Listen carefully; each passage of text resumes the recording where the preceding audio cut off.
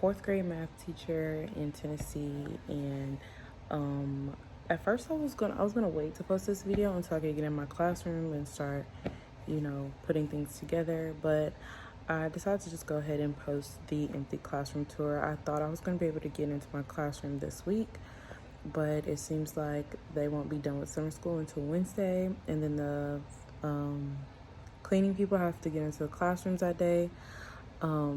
Starting Wednesday afternoon and Thursday and Friday, Saturday, and, just to get everything together. I don't even think everything's going to be done by the time we start PD next week. So I won't be able to get in my classroom until next week. So I won't have a lot of time to get my stuff together. I'll still show you my setup process. I just want to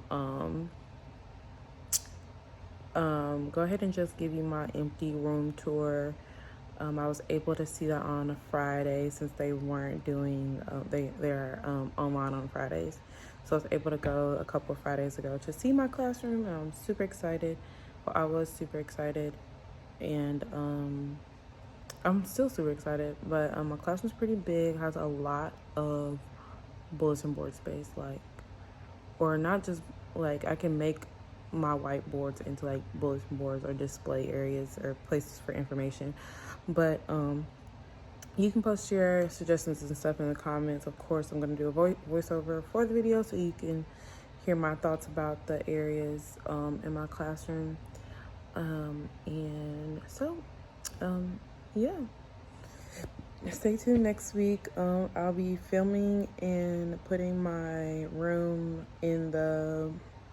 putting my progress on YouTube basically every day until the first day of school. When the first day of school hits, it'll probably be more like weekly at that time. So I can say, oh, this is how the first week of school is going. And maybe after that, it'll be like random days. But again, I'm going to fourth grade math for you all that want to give me suggestions on my room. And I'll also link what decor I'm using. And I also bought some organizational pieces that I wasn't going to put together until I got in my classroom, which I was hoping I was going to be able to get in this week, but I'm not. So I'm probably going to put those together maybe in the next couple of days, and then go back in my classroom put it in my classroom. I may just wait to put it together in my classroom. I'll just probably do that, but I don't know yet. Whatever I record, whatever I do for my classroom,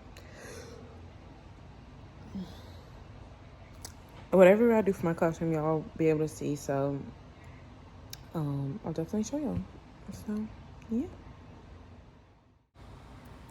All right, so this is just an overview of my room. That vending machine is leaving. That is right you walk in to the left, there's that big board, right? I'm keeping those cube things, but there's that big board, which a lot of things can fit on. There's a chalkboard that I'm not using. I'm not really sure what to do with that. There's another whiteboard, which I don't know what to do with it not being in front of the room, and there are 2 smaller whiteboards in the back. So I have 5 boards that I can use to put for information out with my principal. There's my kidney table that I'll be using for a small group. In this area, I feel it's going to be my area, so I'll put my teacher desk there and another desk in front, so I'll make a L. And then beside that would be my I'm not really sure what I'm talking about right here, but I just said I wasn't sure what I was going to do with this area, being that the whiteboard's right there. But back to my teacher area. So my teacher area will be right here, and then beside me will be while I do my small group. And I was also thinking about doing my small group across the room, but I'm not sure. But it's a pretty good sized room. I just don't know what I'm really doing with everything. I'm not sure if my tables are going to be a circle table like this one, or the rectangle tables like the one up to the side there. So y'all really have a good overview of what my room looks like. So what are your suggestions? All right, so there is my overview of my classroom. Again, y'all saw where, oh, this is my hair stuff back there. But y'all saw where that chalkboard was. They're gonna bring me a smart board, and they have a board for me to project on too. So I'll be able to use those things for displaying information or like writing and things like that. I don't really plan on using a whiteboard for teaching at all. I plan on using my smart board for teaching.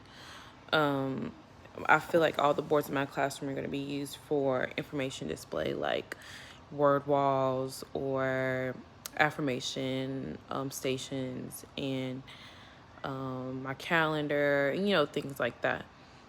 Um, those cube organizers I'm keeping. I plan on bringing them home and spray painting them white to go with the aesthetic of my classroom, or I could just keep them at school and paint them white, you know, and just paint them while I'm there. Bring something to cover the floors while I do that. But that's my plan for that. Hopefully they're still there. I told her I wanted to keep them. If they're not still there, I'm gonna feel some type of way because I did ask for them to be there for me. I'm planning on using those for my manipulative storage. If there's storage left over, I'll probably end up using it like for curriculum stuff or extra supplies or something like that. I don't know. But my manipulatives most likely will go in there. And games maybe. For my kids. But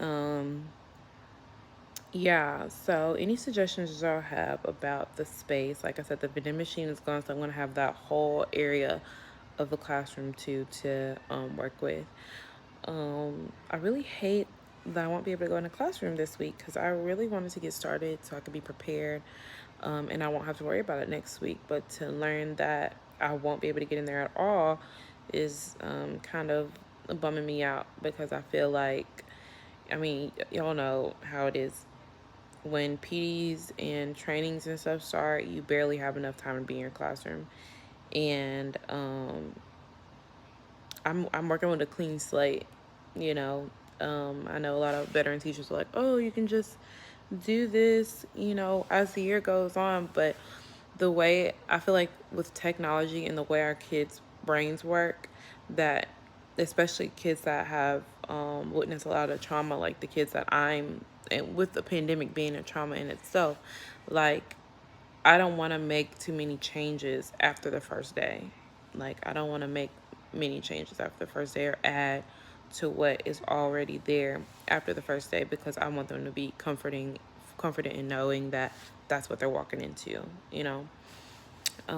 But that means I'll probably end up having to work on the weekends and stuff like that to get it together. But I mean, if that's what I have to do, that's what I'll do.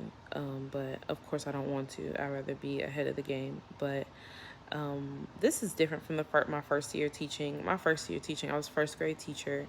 I was pregnant, and the first classroom I had, I think I made a video of my empty classroom tour. That classroom ended up not being my classroom. And I ended up with this teacher's old classroom, and she literally didn't get anything out of there until 4 days before school started. She was a veteran teacher, so she knew what she could get by with, and her classroom that she was moving to was a clean slate. So she literally nitpicked and took like what she needed to fill her other classroom and left me with like all of this trash basically of things that she didn't want. It wasn't completely trash. Some things she kept left with me were pretty good, but I would have rather her do it when I say 4 days before, I mean Thursday, and school started on Monday. So like I literally had no time to get my room together the way I wanted to, and I felt like that whole year I was like 10 steps behind, especially with being pregnant. So I had appointments and scares thinking I was about to be in labor because I literally stayed working until my 40th or 39th week of being pregnant, and then I came back, and then 3 weeks later COVID hit, so it was just, my whole first year was a crap show. And then my second year, it was okay. It was COVID all year basically. We came back at the end of the year, but by that time, we had done everything online, so we kept everything online. We just were in front of the kids. This year we're going back to traditional. I haven't seen any information really about wearing face coverings or shields or anything like that, which is very comforting to me. While I do want everybody to be safe, I am very eager to get back to normal life. But of course, if they say, hey, you need to put a mask, I'm not gonna mind putting on a mask. I just want to be in front of the kids. But that kind of got to me rambling. But basically what I was saying, my situation now and my situation my first year is totally different, like completely different situations. And hopefully I can get, what I need, done for, school, what I want done for school. So, yeah, like I said, if you have any suggestions for any parts of my class, like I said, I have 5 places for information, which is great. I have a lot of room for storage, which is great. If you like to see me put together these organizational pieces and show you what I plan on doing with them, let me know and I will post that.